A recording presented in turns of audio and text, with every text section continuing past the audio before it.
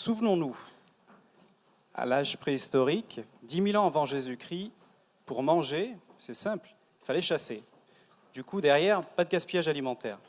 Ensuite, au Moyen-Âge, on avait un petit lopin de terre, on élevait quelques bêtes. Grosso modo, tout ce qu'on produisait, on le consommait. Ici aussi, zéro gaspille. À notre époque, en 2015, on a l'électricité, on a des frigos, on a de quoi conserver. On croit même qu'on a des ressources naturelles totalement illimitées. Bref, on peut se consommer ce que l'on veut, comme on le veut, sans s'en soucier. Pour résumer, hier, pas de gaspillage alimentaire. Aujourd'hui, beaucoup de gaspillage alimentaire. Si on y réfléchit un petit peu tous ensemble, je ne sais pas vous, mais il y a peut-être deux raisons fondamentales en fait à ça. La première, c'est qu'on produit peut-être un petit peu trop. Et la deuxième raison, c'est qu'on ne met pas l'accent sur les bonnes solutions. D'ailleurs, j'aimerais vous poser cette question.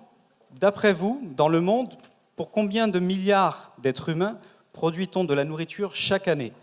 Alors, je vais faire appel à votre enthousiasme. Je vous écoute. Je tends une oreille. 5, Des chiffres par-ci, par-là.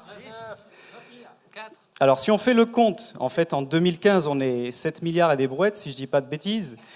Parallèlement, il y a entre 750 millions et 800 millions de personnes, malheureusement, qui souffrent de la faim.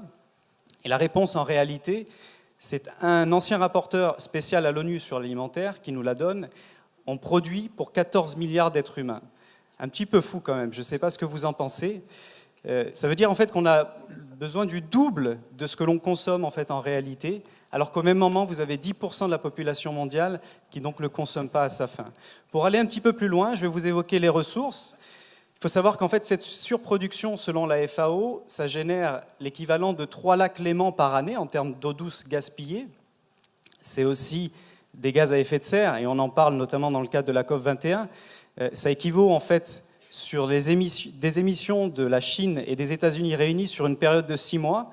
Et vous pouvez penser aussi aux pertes sèches, donc économiquement parlant, ça représente 750 milliards de dollars pour les producteurs alimentaires. Alors je ne sais pas vous, mais ces chiffres qui sont tellement énormes, impressionnants, que c'est difficile d'en faire une connexion. Et ça fait même peut-être un lien direct et naturel sur le fait de se dire, s'il y avait vraiment des solutions face aux problématiques mondiales qui existaient, toujours à l'échelle de la planète, on le saurait et ces chiffres-là n'existeraient pas. Et c'est pour ça que je suis venu vous voir.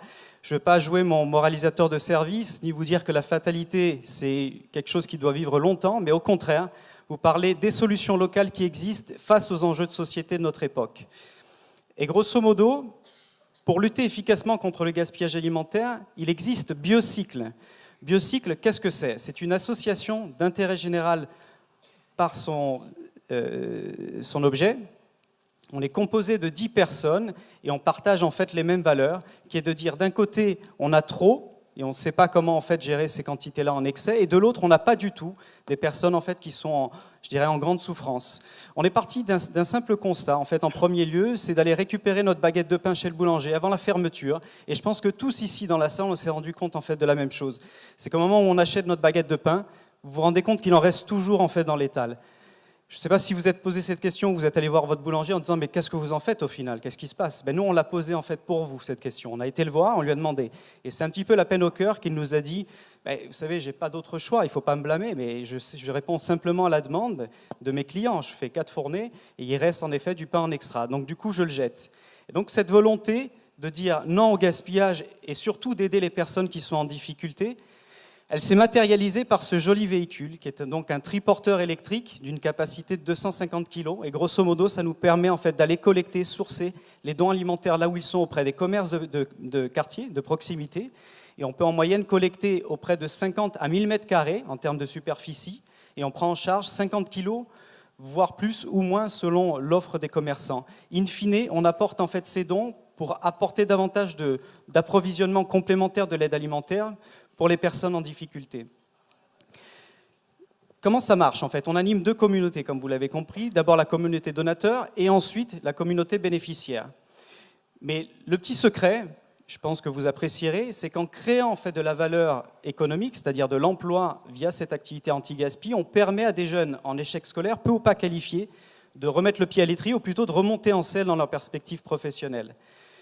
Et du coup, j'ai envie de vous dire, si demain on vous demande quelles sont les solutions ou la solution locale pour lutter efficacement contre le gaspillage alimentaire, vous n'aurez qu'une seule réponse autour de vous, c'est Biocycle.